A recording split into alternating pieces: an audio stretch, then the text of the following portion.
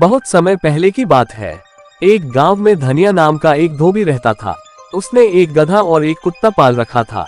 वह रोज सुबह लोगों के मैले कपड़े नदी के घाट पर ले जाता और उन्हें धोकर शाम को गधे की पीठ पर लाद कर ले आता।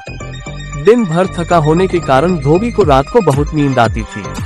एक रात धोबी गहरी नींद में सो रहा था। रात के समय उसके घर में कुछ चोर घुस गए।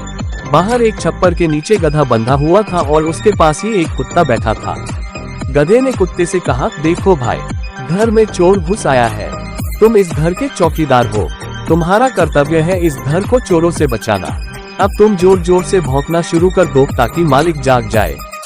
कुत्ता बोला, गधे भाई, तुम मुझे मेरा कर्तव्य मत बताओ।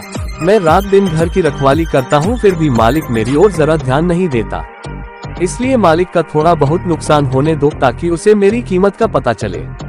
गधे ने गुस्से में कुत्ते से कहा, धोखेबाज, तुम तो बड़े नमकहराम हो।